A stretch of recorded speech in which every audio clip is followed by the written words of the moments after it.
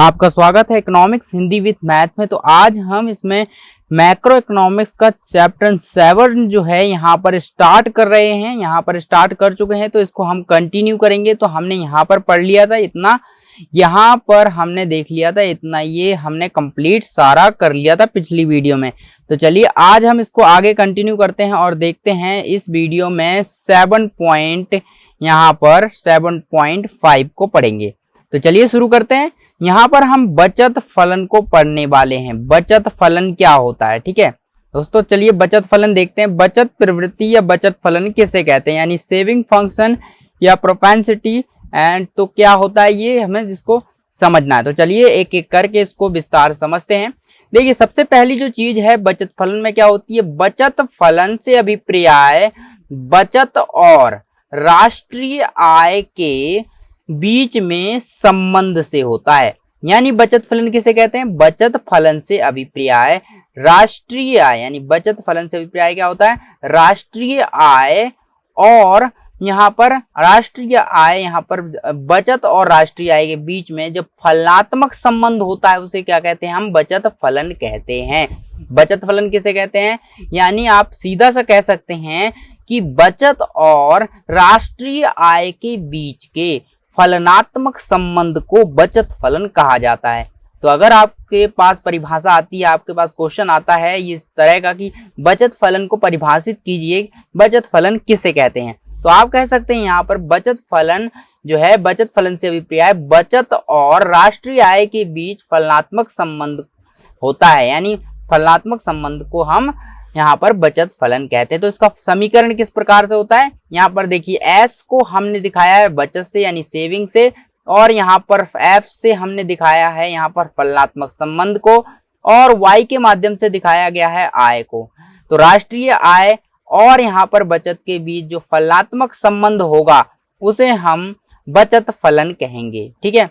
तो चलिए देखिए यहाँ पर मैंने लिख दिया आपके लिए, एस इक्वल टू होता है बचत, एफ का मतलब होता है कार्य रूपी संबंध, ठीक है, कार्य रूपी संबंध यानी फलनात्मक संबंध, ठीक।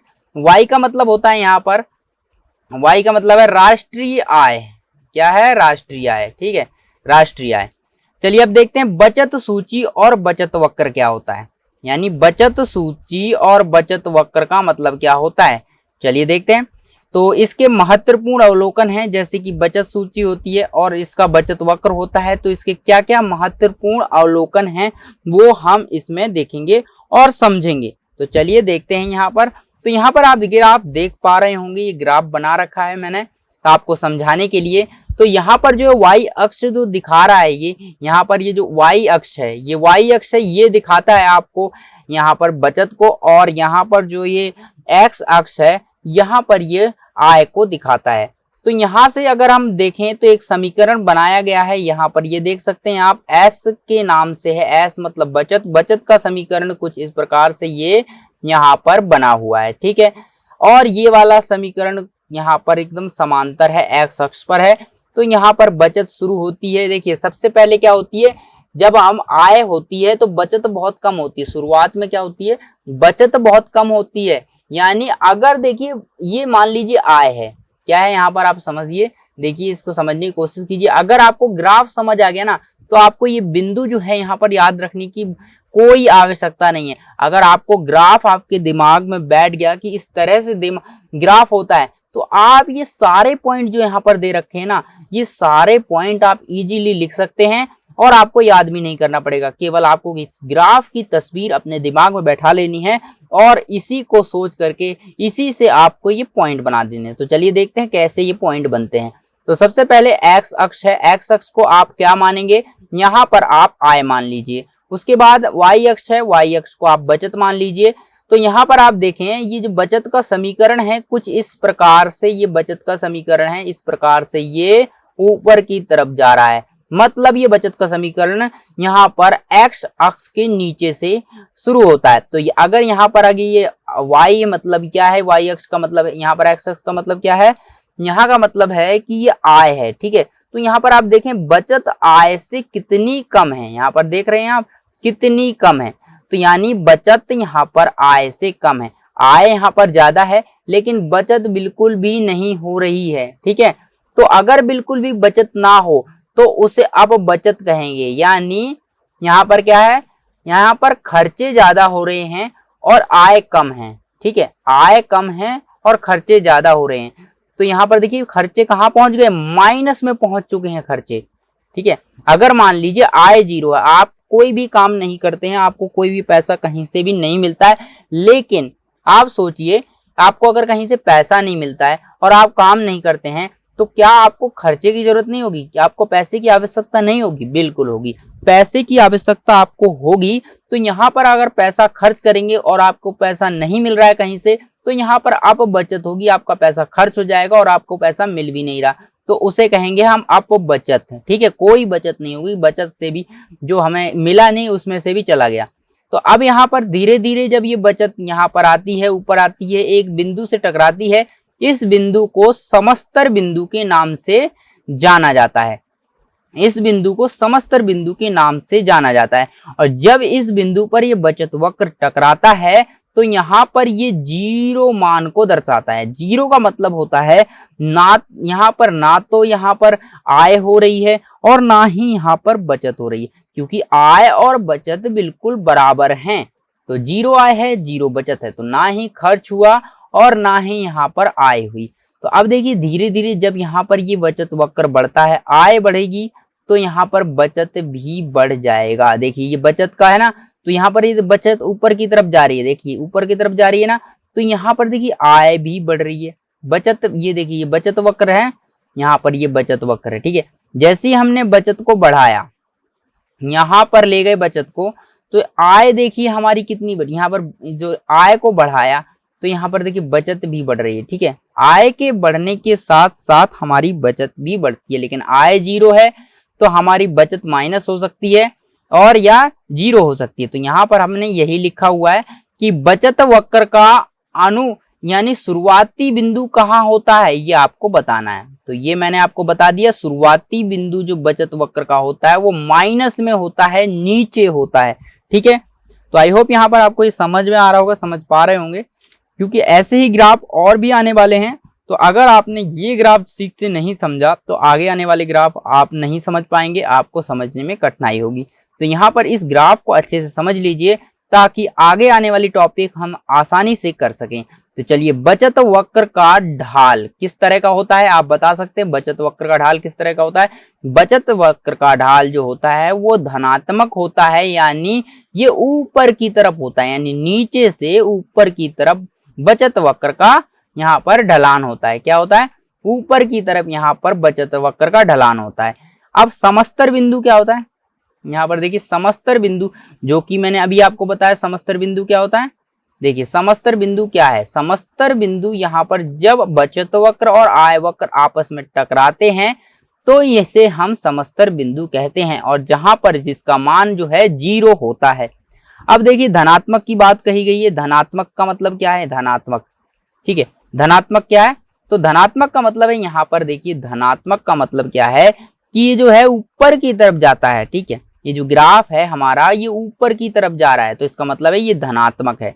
तो चलिए आगे बढ़ते हैं। यहाँ पर हमने क्या क्या देखा, देखिए बचत वक्र का शुरुआती बिंदु बिल्कुल जीरो, शुरुआती यहाँ पर बिल्कुल माइनस से होता है, उसके बाद बचत वक्र का ढाल जो है ऊपर की तरफ होता है, समस्तर बिंदु जो होता है वो जीरो होता है, और धनात्मक बचत होती है। अगर आप धनात्मक में जाएंगे यानी ऊपर की तरफ जाएंगे तो आपको बचत होगी, ये यहाँ पर लिखा हुआ है। आपने यहाँ पर भी देखा, जब आप ऊपर जाते हैं तो आपको यहाँ पर बचत होती है।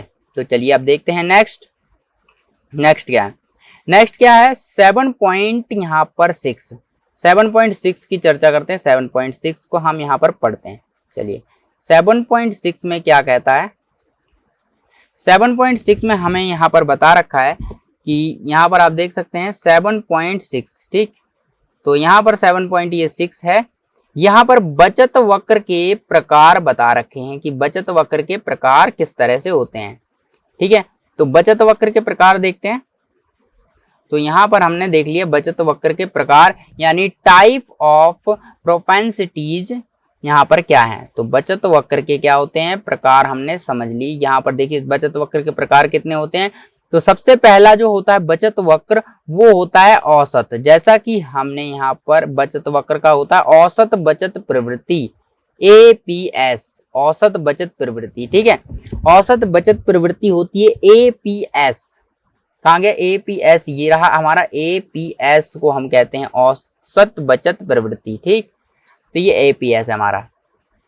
तो यहाँ पर देखिए सीमांत बचत की प्रवृत्ति क्या होती है, सीमांत बचत की प्रवृत्ति होती है, यहाँ पर हम इसको ऐसे कह सकते हैं सीमांत बचत प्रवृत्ति, ठीक है। तो सीमांत बचत प्रवृत्ति का मतलब हो गया यहाँ पर एमपीएस। एमपीएस मतलब होता है यहाँ पर सीमांत बचत की प्रवृत्ति, ठीक। तो ये हो गया।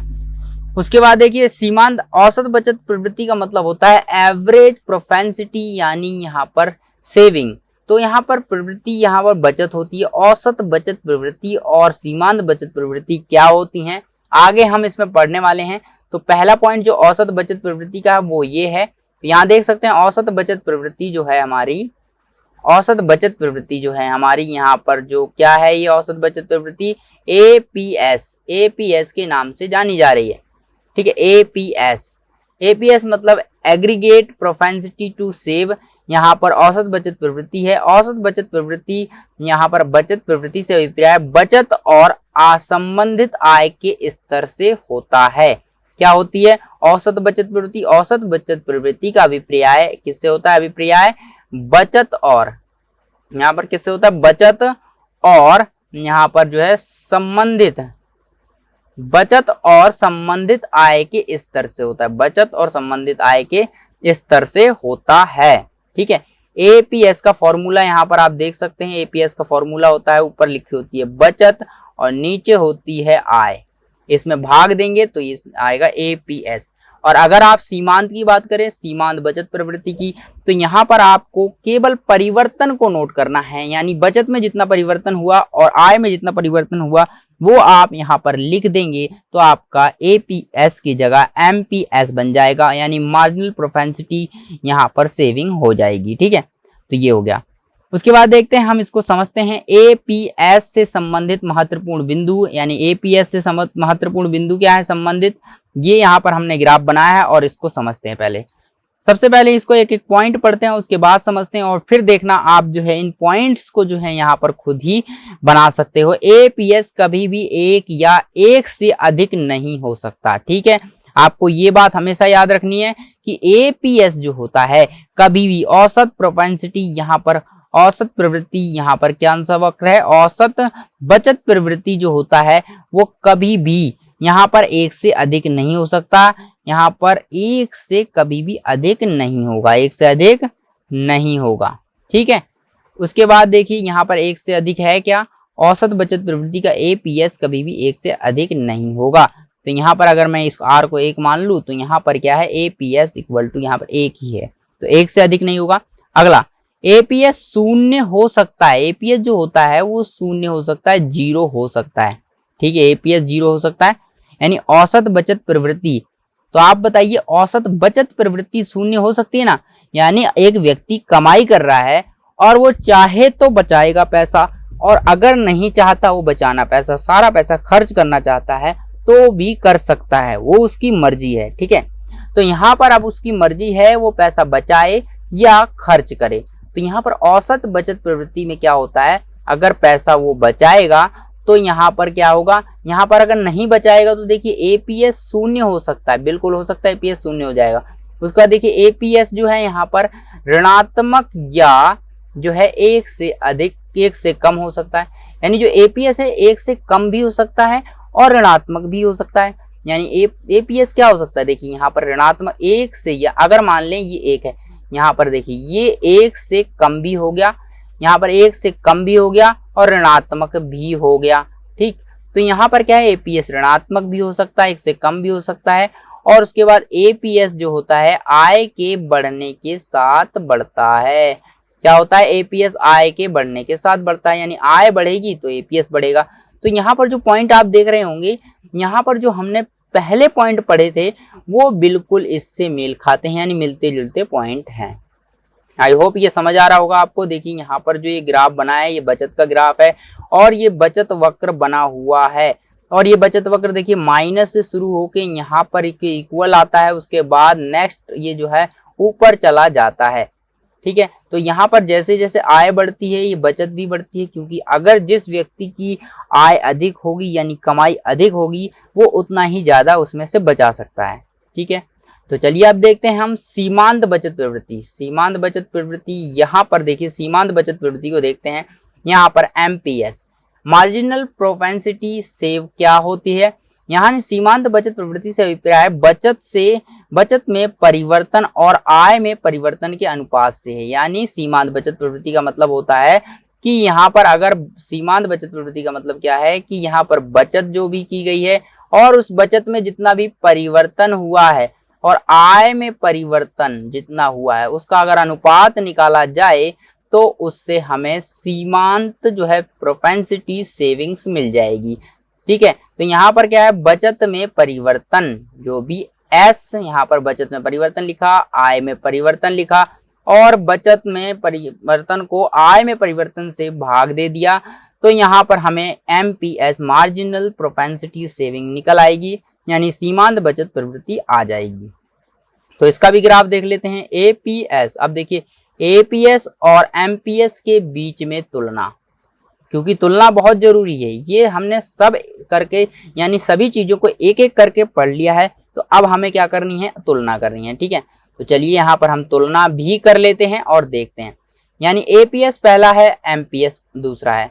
एपीएस का मतलब होता है औसत, यानी औसत यहाँ पर जो है प्रवृत्ति औसत प्रवृत्ति बचत। ठीक है, यहाँ पर क्या है, औसत, यहाँ पर देखिए औसत बचत प्रवृत्ति होती है। औसत सबसे पहले ए फॉर एवरेज, यहाँ पर पी फॉर प्रोपेंसिटी यानी प्रवृत्ति और यहाँ पर एस फॉर बचत सेविंग।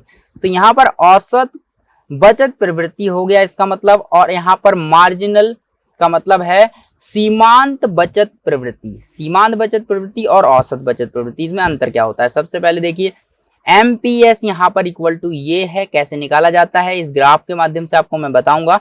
तो चलिए देखते हैं यहाँ पर एस और वाई क्या अनुपात। सबसे पहले क्या होता है, एस और वाई का अनुपात होता है, मतलब एस मतलब बचत और जो है यहाँ पर आय का अनुपात होता है। तो पहला पॉइंट हमारा ये है, एस और आई का अनुपात होता है, यानी बचत और यहाँ पर जो होता है बचत और यहाँ वाई का अनुपात होता है। तो यहाँ पर बचत और ये वाला बचत में परिवर्तन और आय में परिवर्तन का अनुपात होता है। सीधी सी बात है, पहला पॉइंट हमारा क्लियर है। अंतर में अगर अंतर आ जाता करने को कहे, क्वेश्चन आ जाता है 2-3 नंबर में, तो आप लिख सकते हैं यहाँ पर एपीएस और एमपीएस में बीच तुलना करें या अध्ययन इनकी जो है तुलना करें और इनमें अंतर स्पष्ट करें। इस प्रकार से अगर क्वेश्चन आता है तो आप यहाँ पर इस तरह से कर सकते हैं। ठीक है, तो आपको क्या लिखना है, यहाँ पर क्या होता है, एपीएस में होता जो है यहाँ पर बचत और जो है यहाँ पर आय का अनुपात होता है, और यहाँ पर बचत में परिवर्तन, एमपीएस में बचत में परिवर्तन और आय में परिवर्तन का अनुपात होता है। एपीएस शून्य से जो है कम हो सकता है, एपीएस जो है शून्य से कम होता है। औसत बचत प्रवृत्ति कम होती है 0 से, लेकिन यहाँ पर ये एमपीएस हमेशा ज्यादा रहती है। सीमांत बचत प्रवृत्ति हमेशा 0 से ज्यादा रहेगी। तो यहाँ पर देखिए ये है बचत सीमांत बचत प्रवृत्ति का ग्राफ और ये है आपका बचत औसत बचत प्रवृत्ति का ग्राफ। तो औसत यहाँ पर शून्य से कम हो सकता है, लेकिन ये आपका हमेशा ज्यादा ही रहेगा 0 से, क्योंकि ये स्टार्ट ही 0 से हो रहा है, तो ये कम हो ही नहीं सकता।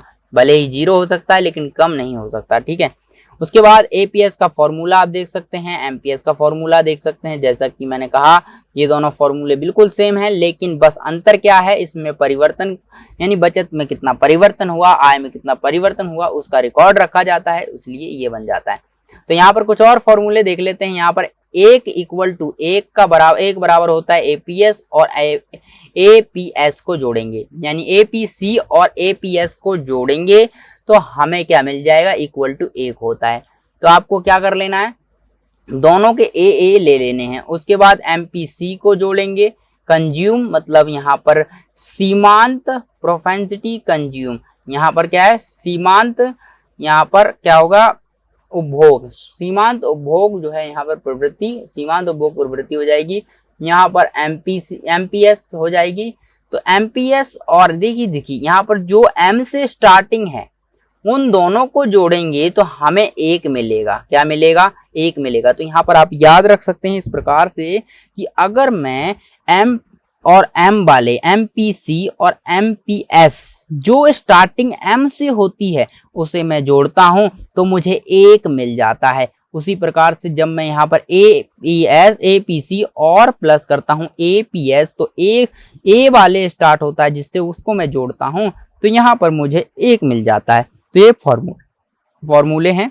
चलिए देखिए अब हमें देखना है APS APC MPC और EMPS में मूल्य का अंतर यानी क्या क्या मूल्य है इसका, तो वो हम देख लेते हैं फटाफट जल्दी से देखते हैं।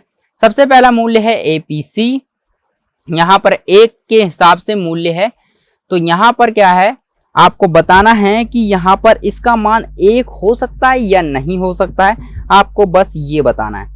तो यहाँ पर आपका जो है APC यहाँ पर क्या है, यहाँ मैंने लिखा है APC लिखा है, APS लिखा है, ठीक है। यहाँ पर उपभोग औसत उपभोग प्रवृत्ति, ठीक है, औसत उपभोग प्रवृत्ति। और यहाँ पर मैंने क्या लिखा है देखिए औसत उपभोग प्रवृत्ति, और यहाँ पर मैंने लिख दिया है क्या लिखा है, यहाँ पर मैंने लिखा है कि APS औसत, यहाँ पर बचत प्रवृत्ति, सीमांत जो है यहाँ पर सीमांत, और यहाँ पर P सीमांत उपभोग प्रवृत्ति, और यहाँ पर सीमांत बचत प्रवृत्ति, मैंने ये सारे लिख रखे हैं। तो APC का मतलब होता है यहाँ पर अगर ऋणात्मक 1 की बात करें, क्या APC ऋणात्मक हो सकता है? बिल्कुल नहीं हो सकता, APC ऋणात्मक नहीं हो सकता है। केवल यहाँ पर जो है APS ही ऋणात्मक होगा। देखिए आय में यहाँ पर कोई भी ऋणात्मक नहीं होने वाला, केवल यहाँ पर APS बचत ही ऋणात्मक हो सकती है, क्योंकि बचत अगर आय नहीं होती है तो वो बचत बिल्कुल भी नहीं हो सकती, ठीक है। खर्च हो जाएगा लेकिन बचत नहीं हो सकती। तो यहाँ पर हो सकती है ऋणात्मक, हाँ। तो क्या हो सकता है ऋणात्मक, यहाँ पर APS ऋणात्मक हो सकता है। उसके बाद शून्य की बात करें तो नहीं, APC नहीं हो सकता है, बाकी सारे हाँ हो सकते हैं शून्य। बस एक चीज APC शून्य नहीं होता है, ठीक है, APC शून्य नहीं होता है। देखो आपको याद रखना है, ये देखिए यहाँ पर ये ऋणात्मक नहीं होता है, यहाँ पर क्या है ऋणात्मक हो सकता है, APS ऋणात्मक हो सकता है, और यहाँ पर APC यहाँ पर नहीं हो सकता, क्या शून्य नहीं हो सकता, ठीक। और यहाँ पर 1 की बात करें 1 से अधिक, तो यहाँ पर आप यहाँ से पॉइंट उठा के आप इंक्लूड कर सकते हैं। इनमें अंतर जब भी स्पष्ट करेंगे तो आप ये सारी चीजें लिख सकते हैं कि ऋणात्मक जो है APC ऋणात्मक नहीं हो सकता है, APS ऋणात्मक हो सकता है। और इसके साथ चारों के साथ आप जो है कंपैरिजन कर सकते हैं बड़ी आसानी से, अगर आप याद कर लें एक को कि APC नहीं होता है ऋणात्मक, मतलब APC ऋणात्मक होता है और बाकी कोई भी ऋणात्मक नहीं होता है। और दूसरा शून्य कौन होता है, शून्य APC होता है, और कोई यहाँ पर शून्य नहीं होता है। कौन नहीं होता है, APC नहीं होता है। यहाँ पर क्या है कंज्यूम उपभोग, शून्य कहाँ से हो जाएगा, एक व्यक्ति उपभोग कर रहा है वो शून्य कैसे कर लेगा, मतलब कुछ ना कुछ तो खाएगा और खर्च तो होगा ही, तो यहाँ पर ये शून्य कभी भी नहीं होगा। लेकिन अब देखिए 1 से अधिक, 1 की बात करें, ये यहाँ पर जो है APS नहीं हो सकता है कभी भी 1 से अधिक, ठीक है। एक नहीं हो सकता है, यहाँ पर देखिए 1 हो सकता है। अब 1 से अधिक, 1 की बात करें नहीं, 1 नहीं हो सकता ये, हाँ ये हो सकते हैं सारे 1, लेकिन यहाँ पर APS नहीं हो सकता, एक बचत 1 नहीं हो सकती। उसके बाद देखिए AP यहाँ पर 1 से अधिक, यहाँ पर ये वाला यहाँ पर हाँ वाला है, बिल्कुल हो सकता है, ये हो सकता है 1 से अधिक, 1 हो सकता है और 1 से अधिक हो सकता है, ठीक है। शून्य नहीं हो सकता, लेकिन यहाँ पर 1 से अधिक हो सकता है। तो यहाँ पर क्या है APC 1 से अधिक हो सकता है। तो आप यहाँ पर आप जो है इसको लिख सकते हैं, लिख लें, क्योंकि ये काफ़ी इंपॉर्टेंट चीज़ है जो आपको हेल्प करने वाली है बहुत ज़्यादा आपके एग्जाम में, आपके जो है प्रिपरेशन में। तो इसे आप नोट करके लिख लें, ठीक है। तो चलिए यहाँ पर हमने यहाँ तक कर लिया है, आगे हम अगली वीडियो में करेंगे, क्योंकि वीडियो बहुत होने वाली है लंबी, इसलिए हम आगे अगले वीडियो में कवर करेंगे। तो फिर मिलते हैं एक नए टॉपिक में एक नई वीडियो के साथ।